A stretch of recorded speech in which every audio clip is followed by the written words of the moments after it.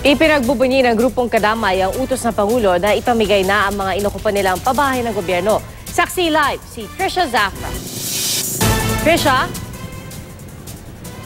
Pia, bagong pag-asa nga ang bigay ng anunsyo ni Pangulong Duterte sa mga umukupa sa mga pabahay ng gobyerno. I will do what I have to do, even if pulls me down or pulls me up. Thank you, sir. Huwag ganon kasi anarchy yan.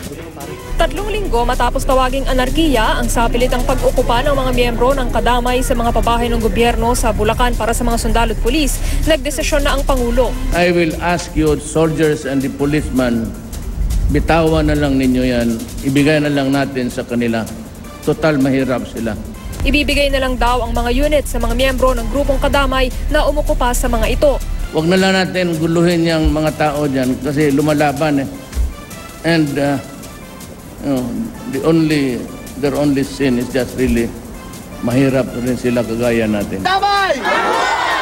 Kaya naman nagbubunyi ang grupong Kadamay. Sagot nga raw ito sa 12 taon ng dalangin ni Georgina na hirap na raw sa pangungupahan sa Caloocan. May 2 silang anak ng asawang nagtatrabaho bilang welder na 300 piso ang kita kada araw. Masama man po sa iba ang tingin nila na nang-agaw kami ng bahay. Pero sa kagaya po naming Maralita, hindi po bawal yun.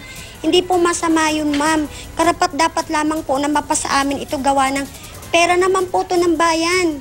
Buwis po ito ng bayan na dapat ibinibigay sa Maralita. At matapos lagyan ng kani-kanilang pangalan ang mga inokupahang bahay, kuryente at tubig naman daw ang sunod nilang panawagan. Ang ilan, sa Bukalding muna ito kumukuha ng tubig na panligo at panlinis. Gusto rin nilang linawin kung libre ba ang pabahay. Kailangan pa rin magkaroon siguro ng black and white na sinulat. Mahirap yung walang pirmahan kasi baka lumipad na naman sa hangin yung sinabi. Pero may pakiusap ang Pangulo sa mga umukupa. Ngayon yung Kadamay, ibigay ko na lang yan sa inyo. Paalisin ko na lang, huwag niyong paalisin yung mga sundalo pati pulis na nandyan na. But eventually, they will be removed and transferred to inyo na mas maganda pa sa inyong inagaw. Hindi naman namin pinapaaliso yung mga meron na po. Yun na lang ang ilaan niya sa mga sundalong ayaw talagang tumira dito. Kasi napakalayo, hindi magandang lugar, napakaliit.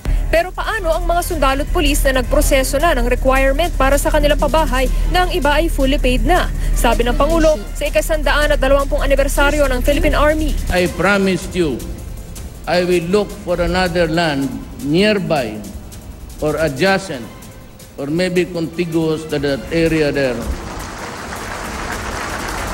And gagawa ako ng mas maganda. May tubig na at may electric na pagpasok ninyo. Pia, sabi pa ng Pangulo, yung kapalit na pabahay para mga sundalo at pulis asahan daw sa Disyembre. At live mula rito sa Bulacan, ako si Trisha Zafra, ang inyong saksi.